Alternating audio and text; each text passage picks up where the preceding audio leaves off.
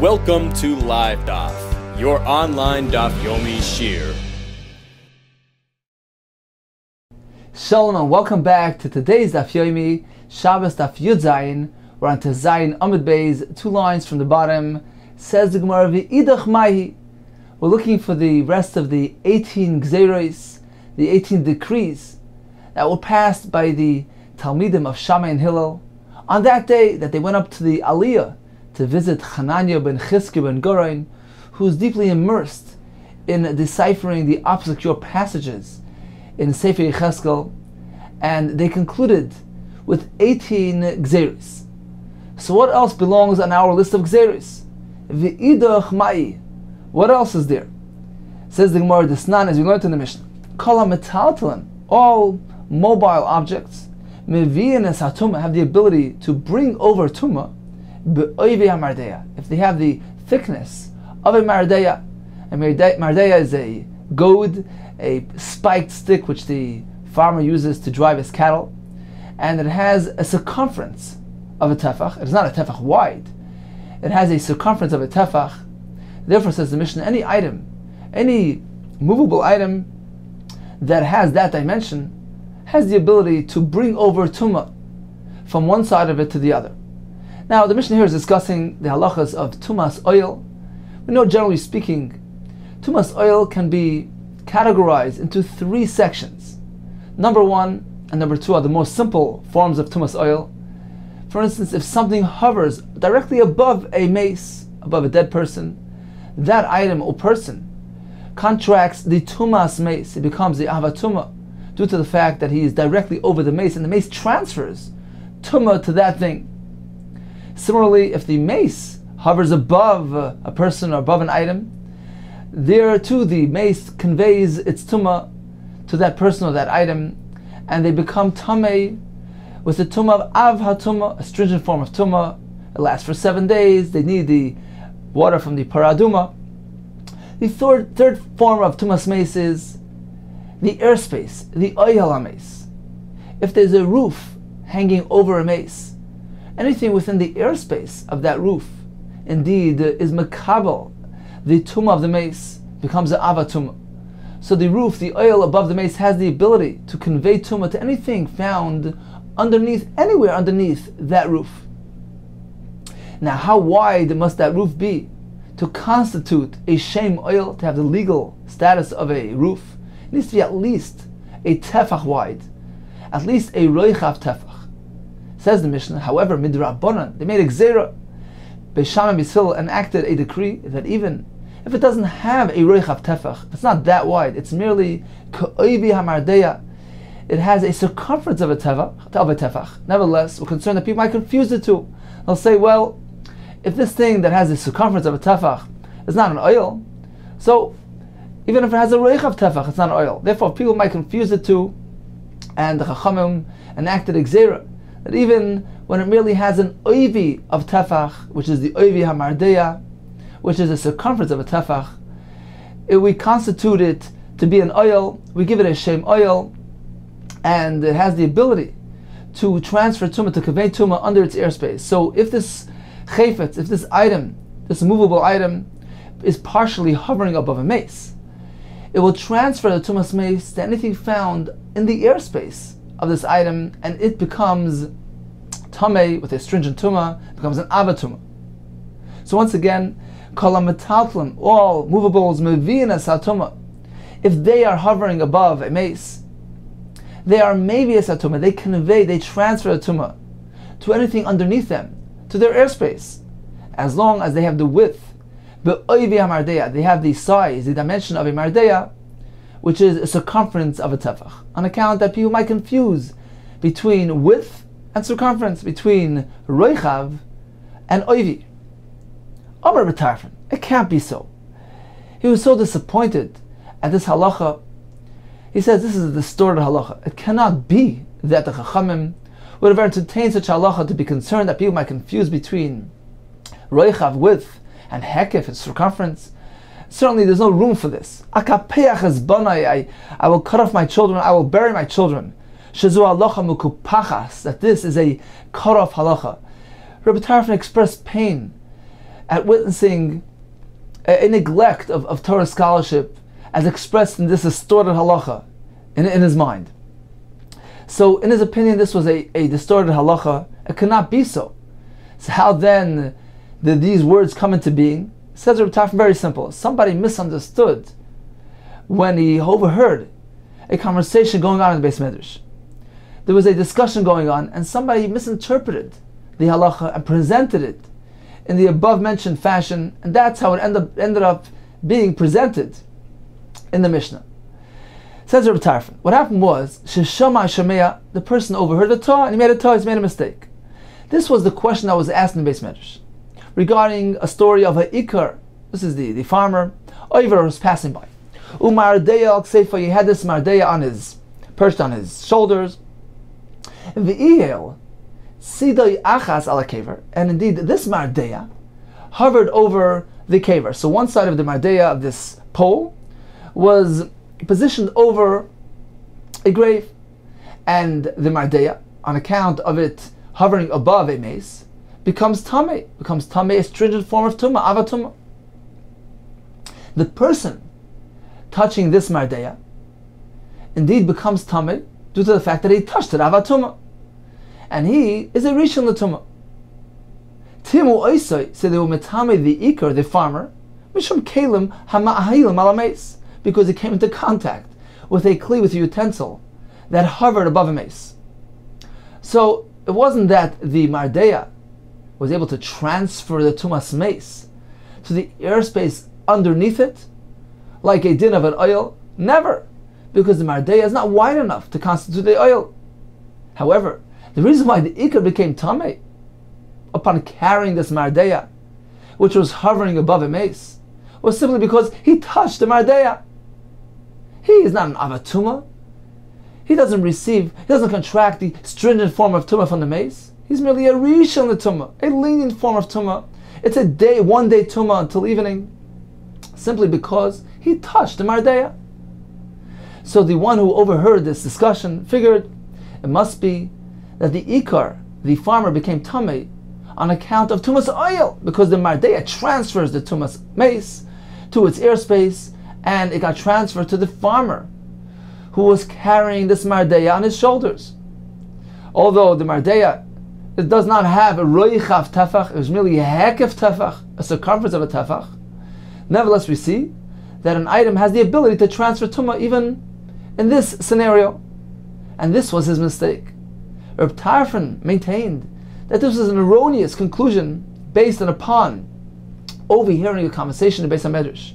But certainly the Chacham never enacted this gzeira. There was never a decree upon an item which is merely hekef tefach, a circumference of a tefach, to have the ability to transfer tumah like an ordinary oil. Never. Continues the Mishnah. Amar Reb Akiva, so Reb Akiva responds, Ani yasaken, I will amend, I will correct, I will explain the words of the Chachamim, the words of the Tanakama, sheyu divrei Chachamim, that the words of our sages should stand correct. Indeed, I agree with you that generally speaking, there's no room for concern that one might confuse roichav with hekef, with circumference. Generally speaking, the only time something constitutes a shem oil, has a status of a roof, is only if it has a roichav tefach, if it is wide a tefach. If it is merely hekef tefach, has a circumference of a tefach, certainly does not have a shem oil. However, in specific situations, indeed, there was room for gzeira, for concern that a person may confuse the two things. What situation are we speaking about? Says Reb Akiva. For instance, if the person was carrying the item which had a hekef tefach, which had a circumference of tefach, that item was leaning over a mace. As a result, the person as well becomes tameh due to the fact that he touched this item.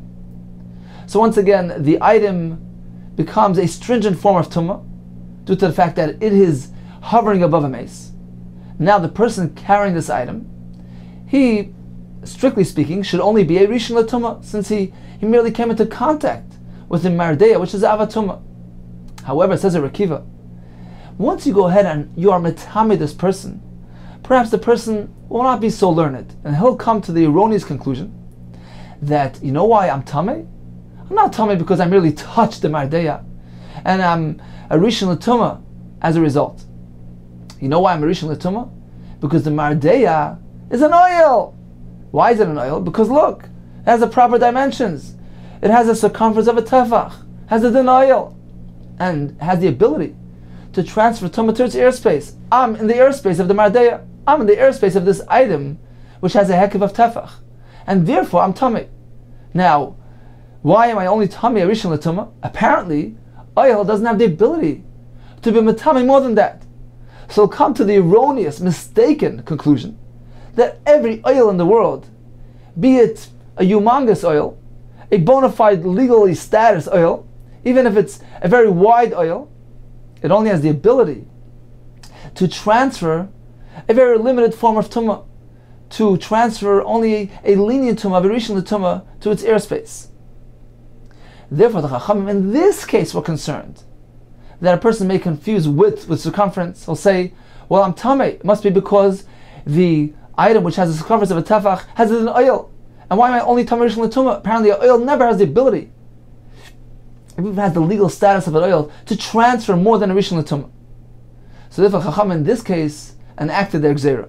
But generally speaking, you're right. Ordinarily, certainly, we require the oil to have the width, to have the roichav of tefach. A person generally will not confuse the two things. It's only in this specific case for a specific purpose. Once again, Amar Bakiva, Ani yasak, and I will amend and correct and explain sheyiu divrei chachamim kayam, that the words of the chachamim, that indeed there was a gzeira applied, that an item which merely has a hekev of tefach is considered to be an oil and has the ability to transfer tumah to its airspace. I will explain why that is so.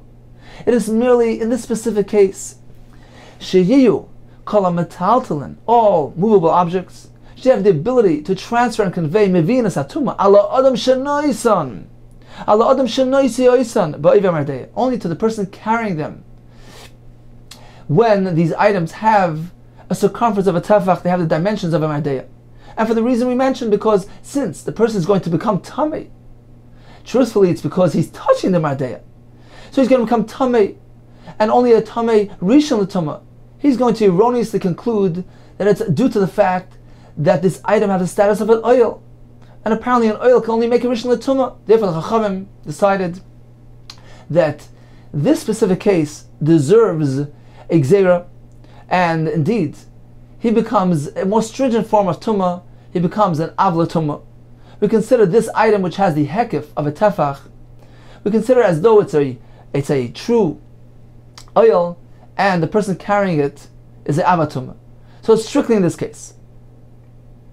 Continues Rekiva, well, atzron l'kol shein, if an item hovers above a mace, surely it becomes tameh because it hovered above the mace, even if it's very narrow. B'kol, regardless of its size, there's no requirement of tefach regarding the tumah arriving to the item which is hovering directly above the mace. The mace transfers tumah to anything directly in its path. However,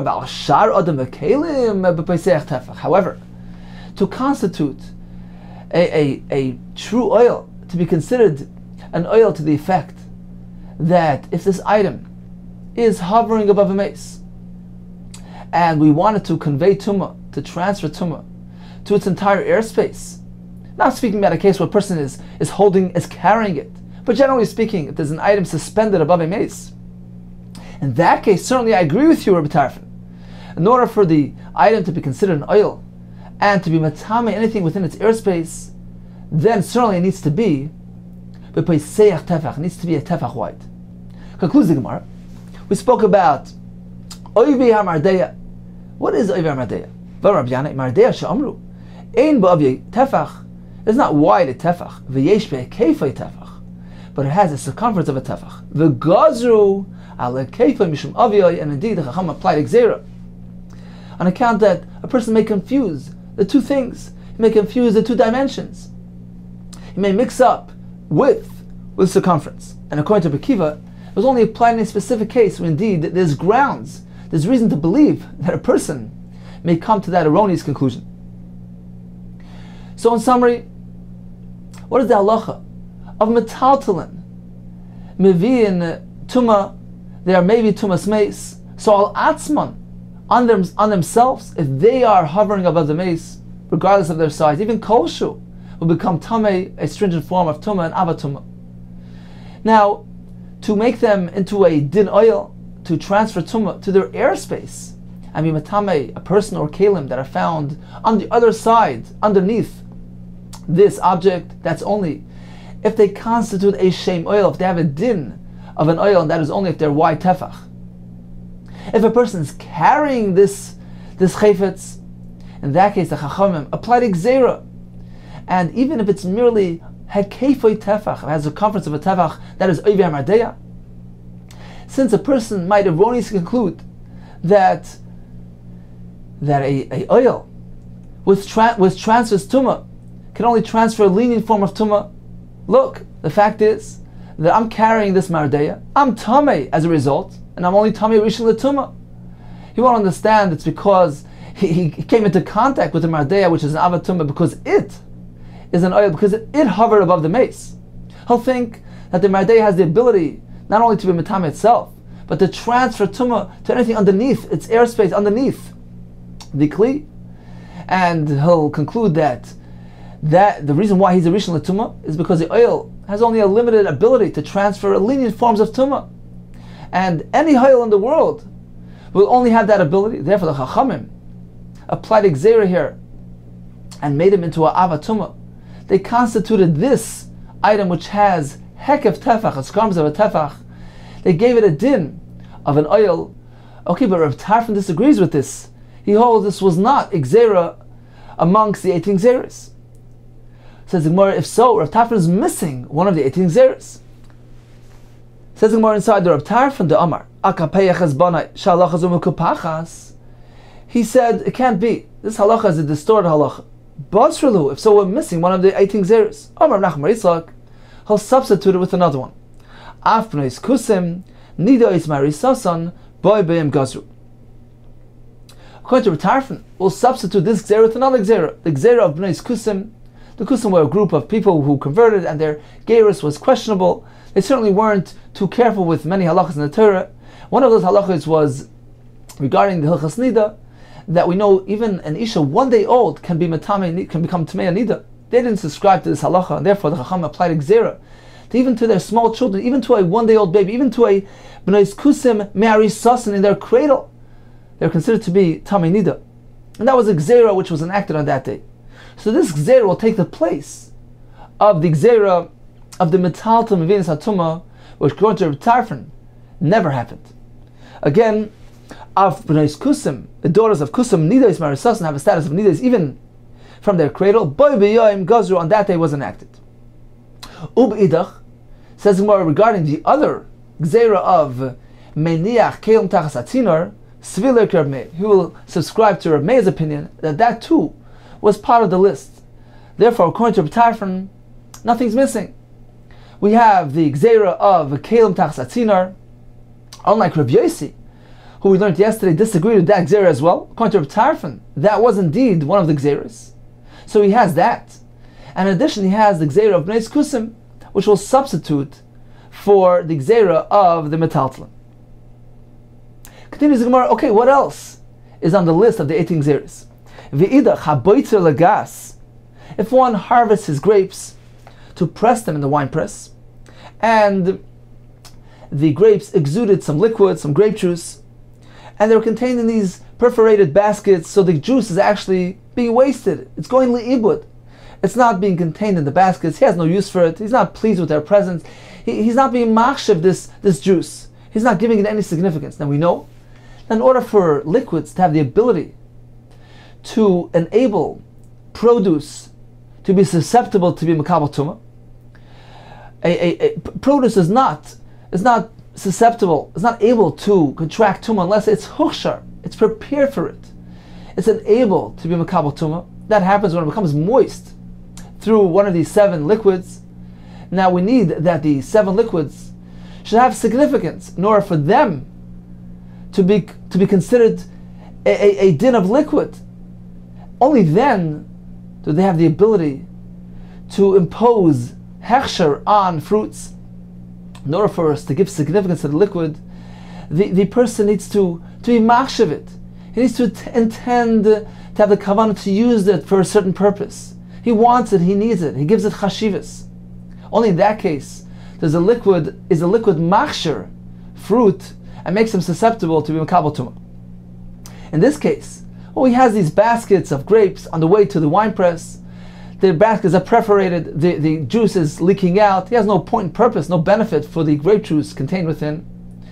In this case, minat Torah, the grape juice has no chashivas, no significance. It's not considered to be a mashke, and has no ability to be machshir the grapes. Nevertheless, says the Gemara, this was one of those 18 gzeros. The Chacham endowed prominence and significance to the juice within these baskets, and since the grapes became moist as a result of this juice, the grapes become huchshar, susceptible to receive tumah. The Gemara soon will explain the reason for this gzera. Again, v'idach, what else do we have? Habaytzel lagas, one who harvests grapes in perforated baskets for the wine press. Shamay mehuchshar, they become huchshar, they become susceptible to become tumah.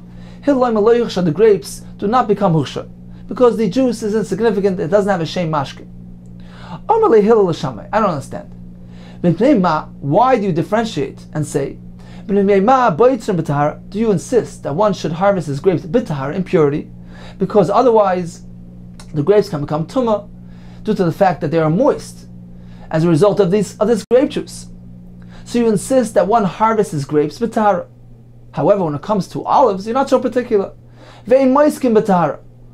With regards to harvesting olives, there you're not concerned that the olives will become hushal kabel tumah on account of the juice that exudes from the olives, and therefore you don't insist that the harvesting be done b'tahara, impurity. So what is the difference between the two?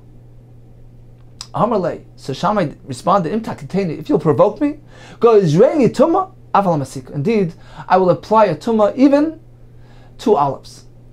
Now, indeed, what is the difference between the two? Why do olives not become hushar on account of the juice which exudes from the olives? So Taisa explains that this juice is called moyal, and certainly it is not considered to be mashke, and does not have a din of mashke which can be machsher the olives. Therefore, with regard to olives, there's no concern. It is only regarding the grapes that Shammai imposed the gzera. Okay, so what happened next? They took a roll call. They wanted to take account how many subscribed to Shammai's opinion and how many to Hillel's opinion. So what did they do? They stuck a sword down in the Beis HaMedrash. Amr, they said, whoever wants to come in, come in. However, nobody can go out until we take count. And indeed, the opinion of Shammai prevailed and triumphed over Hillel's opinion, and he submitted to Shammai. Hillel kafaf, Hillel, who was actually the Nasi, sat bent over in submission in front of Shammai, like one of the students. And this was very difficult for Yekashel Yisrael. This scene was terrible, and it was difficult to Klal Yisrael to see their Nasi in a state of humiliation. It was difficult, kiyayim shenasa by egel, like the day that the egel was formed. What is the connection between the two? Explains the Chassam Sofer. A group of people rallied around Shammai and his opinion, and they didn't pay much attention. They didn't pay enough attention to Hillel's opinion. They triumphed over Hillel, and he became humiliated as a result. Regarding the egel, we find a similar phenomenon. The Klal Yisrael did not pay enough attention to the protests which were being expressed by Aaron and Chur, that they do not proceed with the egel. And look what happened as a result. So here too, had they paid more attention to Hillel, perhaps he wouldn't have come to the state of humiliation. Okay, says the Gemara, V'gazor Shammai v'Hillel v'lekibul minayu.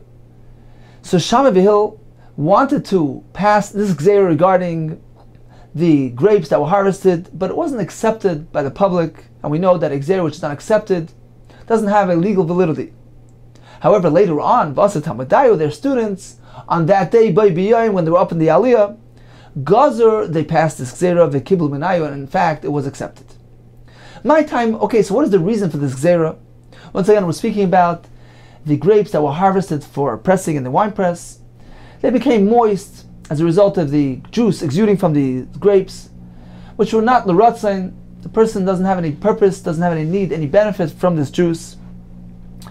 The juice should not be considered to be in a state of mashkin because it has no significance and has no power to be machshir those grapes to enable them, to make them susceptible to Mikabel Tumah. So why indeed was there a gzera to this effect that the juice does have a din of mashkin, does have the ability to be machshir the fruit? My time. Because perhaps he's going to harvest the grapes in baskets which are tamei, and in that case, the fact that the baskets are tamei and convey tumah to the juice, that already gives it significance. The fact that it is becoming tamei, the fact that the baskets are conveying tumah to the juice, that gives it chashivas. The fact that it's getting tumah, that itself endows it with prominence. And therefore, even though the person doesn't need it, for the person, this juice has no significance. The fact that it is getting the tumah, that gives it prominence, that gives it chashivas. That's a significant factor that endows it with prominence. And therefore, this juice indeed has the ability to be machshir the grapes. So the chashash is, the concern is, the gzeira is that perhaps a different time he's going to use baskets that are tamei, which indeed endow the juice with prominence and significance and give them a teres mashke. Therefore, the Chachamim applied a general gzeira to every time when a person harvests within baskets, even when they're tar, that the juice has a din mashke. Says, okay, hanich lamanda amar. This works well according to the opinion that holds indeed that kli tamei chayshiv mashkin. Shaper, this will be good. That a kli tamei is machshav, gives significance to the juice. Elamanda amar, according to the other opinion, disagrees with this concept. Ein kli tamei chayshiv mashkin. We don't have such a phenomenon. There's no such a thing. Kli tamei doesn't endow the juice with significance. Michael and Meimar. If so, the whole basis for the gzera is non-existent. Elam Aziri, for a different reason. Elam Azir Chanina gzera. The concern was Shama Yivtzurena b'kufos mizufafos. Perhaps he's going to harvest the grapes into kupos, baskets which are lined with pitch, which are waterproof. In that case, certainly the owner wants the mashkin, he wants the juice, because it's going to be contained in his baskets. He's going to have use for it. He's going to derive benefit from the grape juice. In this case, it certainly has a din of mashkin. So Chacham applied a din of mashkin to any basket, even if it is not waterproof. Rava Amar, Gzeira b'shema noishches. The concern is perhaps that the clusters of grapes will cling together, and when he's going to try separating them, inevitably the force will cause some grapes to exude some of the juice. In that case, the juice indeed has a teres mashkin, has a din of liquid. Why? Because since the act of separating the clusters leads to an inevitable consequence of some juice oozing out, that has a din of psikresha, an inevitable consequence. Like the Gemara brings a mashal from psikresha l'yamas. You chop off the head of a chicken, you don't expect it to die. Certainly, it's an inevitable consequence of your act. Even if you had no kavanah, you had no intention to kill the bird, but your intention for the primary act covers the inevitable secondary consequence. It's considered as though you had intention of killing the bird when you chop off his head. Here too, since he intends on separating these clusters which carry an inevitable consequence of some juice oozing out, his intent applies to this consequence as well, and his machshava for the primary act, it influences the secondary act as well, and it is considered as though he's being machshav this juice, he's giving significance to this juice, and it has a din mashkin and can indeed do hechsher on the fruit. So again, the gzera, when one harvests the grapes in the baskets, is upon the concern, based on the chashash, that perhaps sometimes he's going to separate the clusters, which will result in some juice, and that juice has a din mashkin, and when that moisturizes the fruit, and indeed is being machsher the fruit to be mekabel tumah, therefore the Chacham applied this gzera all over. Whenever we have grapes which are wet, from the grape juice which oozes out of the grapes in these baskets, they have a din of mashkin and can be machsher. Finally, we have another reason of Nachman or Ravua. The gzera was based on a different concern. Sometimes a person goes to his vineyard later, and he wants to make a test later to determine to see whether his grapes have come to the point of ripeness, that they're suitable for pressing. So what is his test? So he takes a cluster of grapes and squeezes them, and the juice drips on the other grapes. Now at this point in time, there's no harm, because when something is still mechubar, attached to the ground, it certainly cannot become hukshar. It's not susceptible for tumah, because otherwise every fruit attached to a tree will always be hukshar as a result of the rain. So certainly one which is mechubar does not become hukshar. However, we're concerned that a couple of minutes later, when he plucks the grapes off the vine, he'll still have some of this moisture that was oozed on the grape as a result of this person squeezing. Since that juice came about through his ma'aseh, it has a din of mashkin and can be machsher the grapes that are now plucked from the vine. Uvishas betzira, at the time of harvesting, adayin mashka teifeach, the moist juice, the wet juice, is still aleim, present on them, and indeed provides hechsher l'tumah for the juice, for the fruit. Therefore, for chashash of this scenario, the Chacham said that anytime we have the grapes which are moisturized by the grape juice in the basket, they indeed have a din of hukshel l'kabel tumah. So in summary, we learned about another gzera. If a person harvests the grapes to bring them to the wine press, the Chacham said that the grapes become hukshar, become susceptible to mekabel tumah, on account of the fact that they have the moisture of the grape juice which oozed out when they were in the baskets. And what is the reason for this gzera? We have 4 reasons in the Gemara. We are chayshish for kupais tmeyas, for baskets which are tamei. In that case, the tumah is machshiv, the juice gives it a teres mashkin, and they have the ability to be machshiv the fruit. The Gemara told us about a chashash of kupais mizufafais, pitch-lined baskets which are waterproof. In that case, certainly the owner is pleased with the juice that is present there. He wants it. He intends to use it. And therefore, in that case, certainly the juice has a din mashkin and can be machsher the grapes. So concerned about that case. The Gemara told us about gzeira b'shema noishches. Perhaps the person will, in the process of separating the clusters of grapes, will squeeze out some juice, and that juice has a din of mashkin. Finally, because of the person that will do a test on his grapes, he'll be soichet, he'll squeeze out some of the grapes to see whether indeed has come to the point of harvesting for pressing. This juice that oozes out certainly has a din mashkin and can be machsher the fruit. So on account of these chashashes, of these concerns, of these scenarios, Chacham applied a general gzera to all grapes which were harvested in these baskets on the way to the wine press. They are moist due to the fact that there is the juice present on them. Although this juice is shalei l'ratzain, because it is going the ibud dripping out of the baskets, nevertheless they have a din mashkin on account of these concerns mentioned in the Gemara. Continues the Gemara v'idach, and what is another gzera on the list? Amar Tavi Rishpa, Tavi the animal trapper, he said in the name of Shmuel, Amar Tavi Rishpa, Amar Shmuel, Af gidule truma, bay bayayim gazru.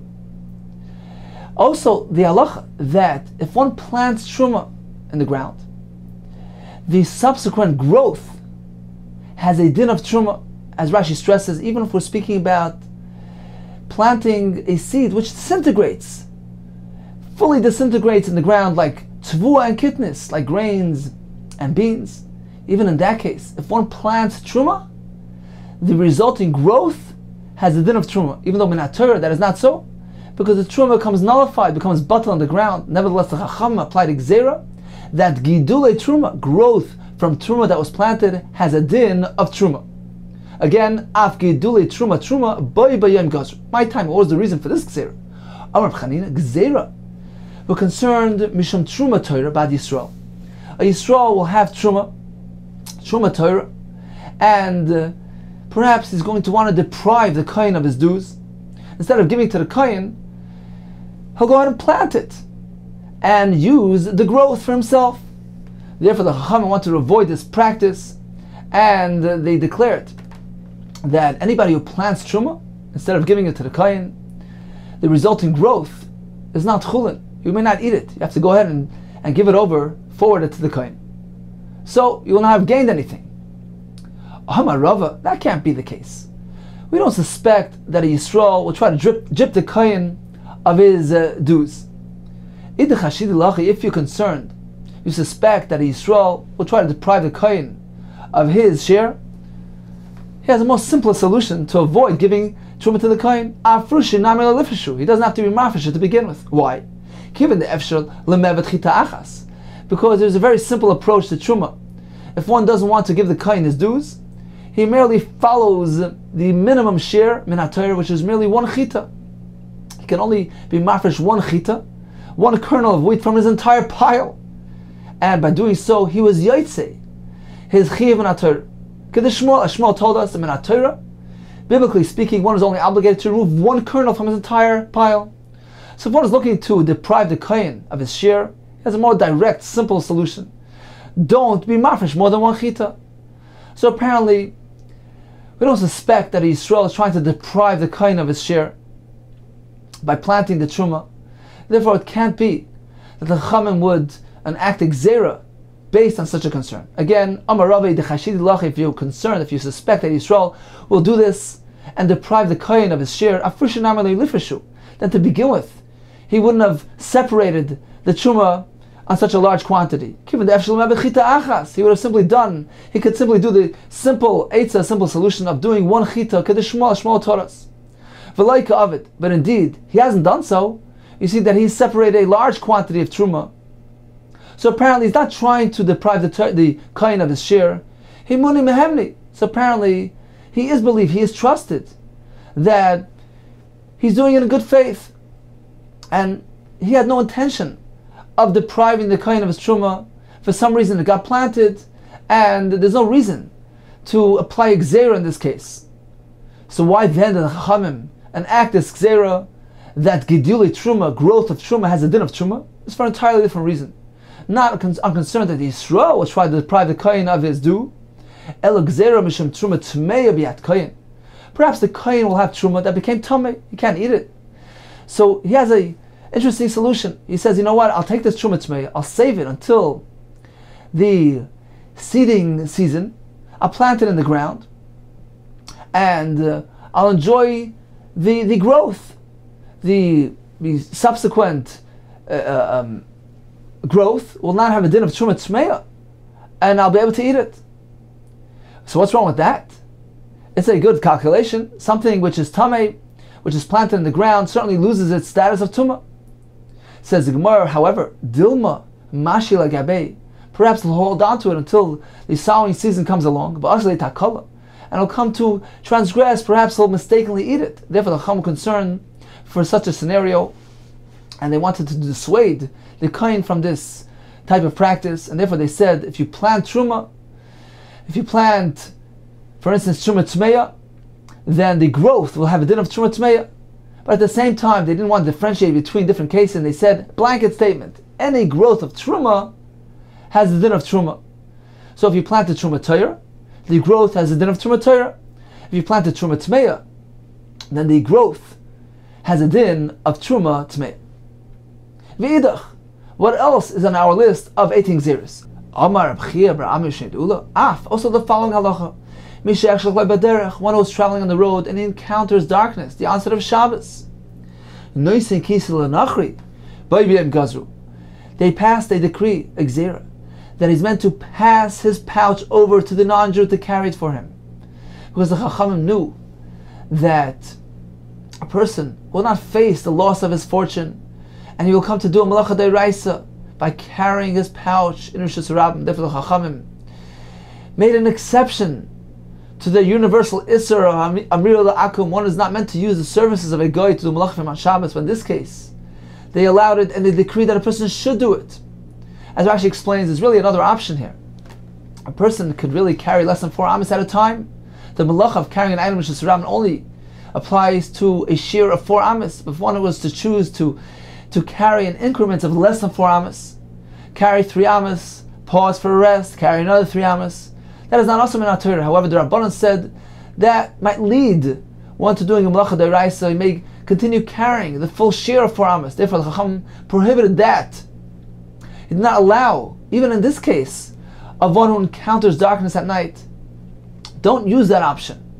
Even though that's only the Rabbanan, and using the services of a goy is only the Rabbanan, we opt using the services of a goy rather than the eitzah of going less than 3 amas at a time, because that carries a real concern that it might lead to a malacha d'oraisa. So the gzera was twofold. Don't carry less than 3 amas, but rather do hand it over to the nachri. Continues Gemara v'idach. What was the final and last gzera to complete our list of 18 gzeras? Omar Bali, Omar Avimi Sanvasa. This is the name of his town. He came from the town of Sanvasa. What was the final gzera? Piton v'shamnon, non-Jewish bread, non-Jewish oil, v'yenon and their wine, ubnei sein and their daughters, kular miyut ches davarhein. They all are considered to be the final one of the 18 gzeras. As Rashi explains, they're all bundled into one because they're all interrelated, interconnected, as the Gemara soon will explain. Now, Rashi Taisus both point out, what does it mean that bnei sein, their daughters, is a gzera? It's an issa d'Rabbanan. It is min Torah. It is biblically prohibited to intermarry. However, Taisus brings the Gemara Zara that when we speak about bnei sein in this context, it's referring to issa yichud. Even seclusion with bnei sein is also. Okay, so we've come to our final gzera and we've completed our list of 18 gzeras. Says Gemara Hanicha, the Rab Meir. This works well according to Rab Meir, who also included the gzera of meniach kelim tachsatzina, one who puts a vessel under the pipe and collects the rainwater. According to Rab Meir, that was one of the 18 gzeras, and indeed we have a complete list of 18 gzeras. Ella the Rabbi Yosi, who disputed that, who held that wasn't one of the 18 gzeras. If so, we're missing one. Shivsuri Havin, we only have a total of 17. Says Gemara, Ika Hadar of Achabar Ada. We have another one to add in the name of Achabar Ada, and that will be the 18th one according to Rabbi Yosi. But first the Gemara will go and explain back this gzera of Pitan v'Shamna v'Yena, and then the Gemara will proceed and tell us this additional gzera, which according to Rabbi Yosi is the 18th one. Says the Gemara, the Omar of Achabar Ada, Omar Yitzchak, Gazru al Pitan v'Shem Shamna. What was the reason? What indeed was the tam for the gzera of Pitan, Shamnon, Yenan, Mesein? So he explains, Gazru al Pitan v'Shem Shamnon. They made a gzera on non-Jewish bread on account that it might lead to consuming their oil as well. V'al Shamnon v'Shem Yenan. The isser on their oil is for the concern that it might lead one to consume their wine. Says the Gemara, so you mean to say that shemen is more severe than bread? The reason why there's an isser on bread, because it might lead to oil. Apparently oil is a more fitting candidate for gzera than bread. Al pita mishum shamnon, says the Gemara. My umid the shemen pas. Why is shemen more severe than pas? Ella, you must say as follows. Reinterpret it. Gazru al pita v'shamnon mishum yenon. That the gzera on their bread and oil was indeed on an equal level, equal footing, and those two were prohibited because it might lead, mishum yenan, might lead to consuming their wine, which indeed is more severe, because it is drunk at social gatherings, it leads to frivolity.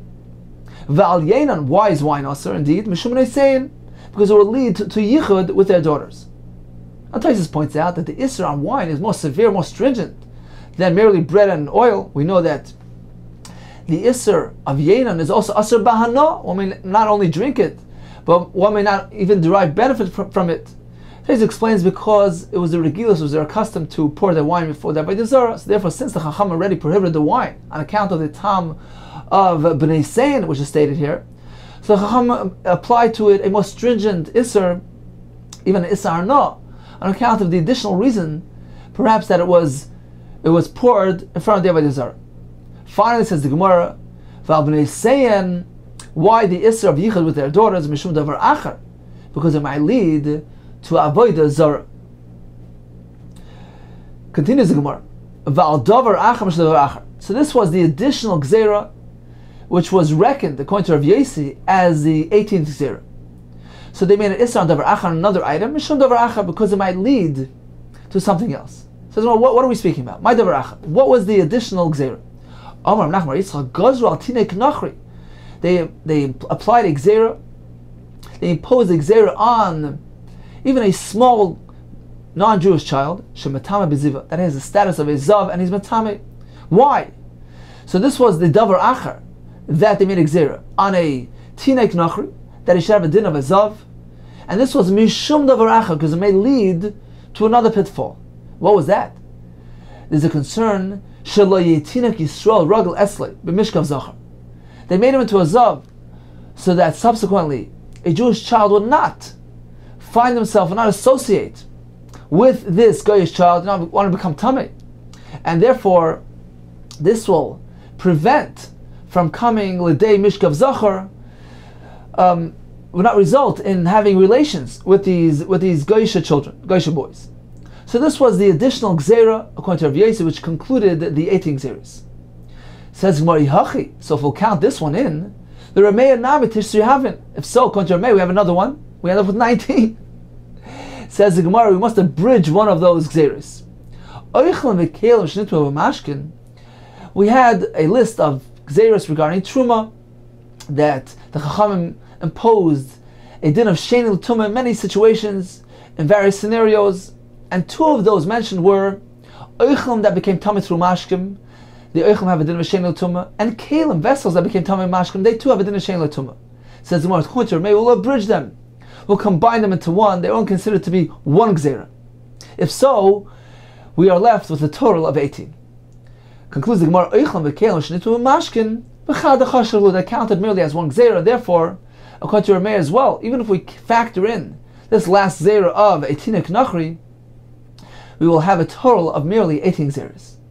So in summary, we learned today regarding the final 6 Gzeiras, which concluded our list of 18 Gzeiras, as follows.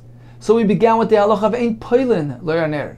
One may not cleanse his garments from lice in front of a lamp. Ein Kirin Lo Yaner. One may not read in front of the lamp for fear that he might adjust the lamp. The Gemara presented us with various scenarios where the Chachamim imposed a din of Sheni L'Tumah. And if he's to come into contact with Truma, he's Paisal Truma. What are they?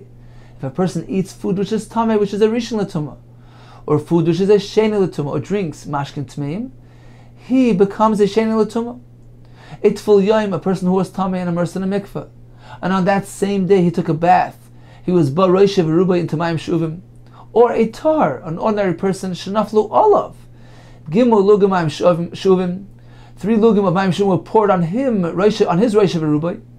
So these two people have a din of Sheni L'Tumah. Sefer, a scroll, hands that weren't rinsed, Oichlan, food that was Nitma B'Mashkin, or Kalim that became Tameh through Mashkin, according to our mayor. These last 2 items are combined into one Gzeira. Maniach Kalim Tachas Hatzina, one places Kalim under the pipe to collect, and it collects rainwater. It has a din of Mayim Shuvim. According to Rav Yosi, that was not one of the Gzeiras. B'nois Kusim, even young daughters of the Kusim have a din of Nida, even if they're still in their cradle. Today we added the last and final 6 Gzeiros. Mevi'in Tuma B'Ivamardeya, if a person is carrying a object which has a circumference of Ivamardeya, which is a tefach, it has the ability to transfer Tumas Meis to the person who's carrying it. According to Rav Tarfon, that is not the case. We proceeded with the case of Boitzer Legas Huchshar. A person harvests the grapes and they are moist due to the grape juice which is found on them. That juice has significance and can be machsha the grapes. We learned if one plants truma, the growth has a din of truma as well. We learned about noisin kisel nachri. One should pass on his pouch to the non-Jew. We learned about piton, the non-Jewish bread, oil, wine, and daughters are usher. And finally, the Tinei Knachri has a din of a zav. So although we find some differences in how to calculate the 18 Gzeiros, at the end of the day, we have a total of exactly 18 Gzeiros, no more, no less. those gzeres which were passed, which were decreed up in the Aliyah, when Beis Shammai and Beis Hillel went to visit Hananiah ben Chizkiah ben Garin. Continues the Mishnah, Beis Shammai Oimrim. So Beis Shammai maintain that there's a halacha of shvisas kelim on Shabbos. Just as one is meant to rest himself on Shabbos, not do malacha with his animals on Shabbos, he can't even have his kelim do malacha for him on Shabbos. Beis Shammai Oimrim, ein sheirin, one may not soak dye, the ingredients to make ink, v'samanim, the ingredients to make dye. V'karshini, may not soak his beans, because these entail a malacha, they turn into some form of glob, which is a malacha of elisha, of kneading. So he may not do so, ella, unless the process is finished before Shabbos arrives. Ella kadeshi yisharim b'yidayim, unless they're fully finished b'yidayim while it's still day. Beis Hillel matir, Beis Hillel maintain that it's no problem, even if the process is completed on Shabbos, that too is okay. Beis Shammai Oimrim, ein noisin unishal pishtom, we may not place bundles of flax, let's say chatana, into the oven. They used to put it there to heat up and get white. So one may not do so, ella, unless kadeshi avilu b'yidayim, unless they warm up while it's still day. V'lo yesatzemer liyoira, you may not place the wool into the vat to get dyed. Ella, unless kadeshi yikloi ta'ayin, unless it absorbs the color while it's still Erev Shabbos. Ubeis Hillel matir, Beis Shammai Oimrim, a person, one may not spread out, set up the mitzulis, the traps, chaya va'ifes v'dogim. Ella, unless kadeshi yitzoidim b'yidayim, unless they trap while it's still Erev Shabbos. Ubeis Hillel matir. Now the Mishnah will proceed to a different topic. Beis Shammai Oimrim, ein moich l'nachri, one may not sell an item to a guy. Ve'ein toinen imoi, he may not load up with him on his donkey. Ve'ein bein olav, or load a load on the guy himself, unless ella kadeshi yagil makom karev, unless we know that he's going to arrive at his destination prior to Shabbos. Beis Hillel matir, Beis Shammai Oimrim, ein noisin oiros la'abda, one may not give hides to the tanner, v'lei kelem, or garments l'kovis nachri, to the non-Jewish laundromat. Ella kadeshi yasim b'yidayim, unless they complete their malacha before Shabbos. Ubekulan, in all these cases, Beis Hillel matirin im hashemesh, Beis Hillel allow, unless provided that the sun is still up, the sun is still shining, as long as it's still before Shabbos, one may hand over the laundry to the laundromat, etc. Omar Shimon Gamliel, noigen hoyu beis abba, in the family, my father's home, they were machmer like Beis Shammai. And in fact, shoyu noisin klei lovan, regarding white garments, which entails a greater effort to clean them, it takes longer. So they used to give it l'koivas nachri, shloisha yom koivna Shabbos, 3 days before Shabbos, to ensure that they would complete their work before Shabbos. Concludes the Mishnah, V'shav and Elu all agree, Beis Shammai and Beis Hillel both agree, She'toyanin kuris Beis Habad, one may place the beam of the Beis Habad on top of the olives in the olive press, to expedite the flow of the oil from the olives, v'gulei agas, and the round planks of wood on top of the grapes, to expedite the flow of the juice coming out of the grapes in the gas, in the wine press. Rashi explains, since their custom was to grind the olives before placing this heavy beam on them, to crush the grapes prior to placing the round planks on them. So from here on in, there's no malacha d'oraisa involved, because the malacha of pressing olives and grapes is a malacha of disha, of separating something from its natural moorings. But in the case where it was already crushed or ground before Shabbos, the juice was already separated from its natural moorings, and now placement of the beam and the round planks does not constitute malacha d'oraisa, since it's merely expediting the flow, the exuding of the juice from the olives and grapes. And therefore, since it doesn't involve malacha d'oraisa, all agree, even Beis Shammai agree, that this can take place on Shabbos. It is not considered to be a lack of shvisas kelim, being that his utensils are expediting the flow of juice, since it's not a malacha d'oraisa. So in summary, we learned today regarding another 6 gzeros to complete and conclude our list of 18 gzeros. We began with the halacha of metaltalin, that bring tumah onto themselves, even if it's only koshu, if a object is hovering above the mace, regardless of its size, it becomes tamei. However, in order to be considered an oil and to transfer tumah to its airspace, in that case, it needs to be a rochav tefach, and it has to be a tefach wide. And if part of it is hovering above the mace, in that case, it conveys tumah to its airspace, and other mekalim that are underneath the other side of this oil certainly become tamei from the mace. There was a gzera imposed in the case of Adam Hanoisan, a person who was carrying an object which has a circumference, hekev of tefach, like the oive of the mardeya. In that case, we consider the object as though it's a oil, and it conveys full tumah to this person. He becomes an avatumah. The Gemara proceeded with the gzera of boitzer legas huchshar, if one harvests grapes in order to take them to the wine press, and there's some liquid in the baskets which are not considered to be significant. He doesn't need them, they're going to waste anyways. So min HaTorah, they don't have a din mashke. However, the Rabbanan impose a gzera that they have a chashivas of mashke, and they indeed affect the grapes and make them huchshar lekabel tumah, susceptible to tumah. And we have several reasons for this gzera. We're concerned about kufayt tmeis, baskets or shatamei, and our metame, this liquid. In that case, the liquid gets a chashivas, a significance of a mashke, and has the ability to be machsher. We're concerned about kufayt mezufafais, pitch-lined baskets, waterproof baskets, where the juice gets contained therein, and the person indeed wants them, and has significance for him, and therefore in that case, it has a din of mashke. We're concerned about a case where the clusters of grapes are clinging to each other, and he'll go and separate them, and by doing so he squeezes and exudes some juice out of it. In that case, certainly the juice has a din of mashke. And finally, we're concerned about a case where we'll go to test his grapes, and he'll be seichet some of them. The juice that emerges has a din of mashke, and therefore on account of these concerns, the Chacham applied a din mashke to every case.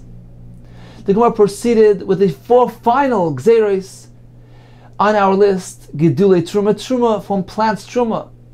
The growth also has a din of truma. This was for concern that a kohen might go ahead and hold on to his truma tmeya till planting season, and it might be nirshal, he might transgress by consuming the truma tmeya. We learned about noisin kisel nachi, one who was on the road at the onset of Shabbos. He's meant to pass his pouch over to the guy to carry it for him. We learned about the non-Jewish bread, piton, shamnon, yenon, and bnei sehen, which are asur. And finally, the tinaik nachri has a din of ezav. Now there's some discrepancy between the shitas, Rabbi Yosef, Rabbi Tarfon, or Meir, how we calculate these 18 gzeros, but all know at the end of the day, all agree that they amount to a total of 18 gzeros, no more, no less. We concluded with a Mishnah which listed a number of disputes between Risham and Hillel. We began with the concept of shvisas kelim.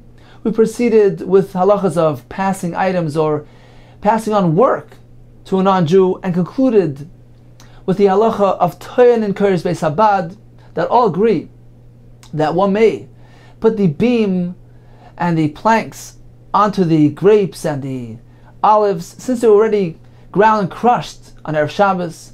So one may place the beam and the planks on Erev Shabbos, since what is happening on Shabbos is not really a melacha d'oraisa. Therefore all agree that that is permitted.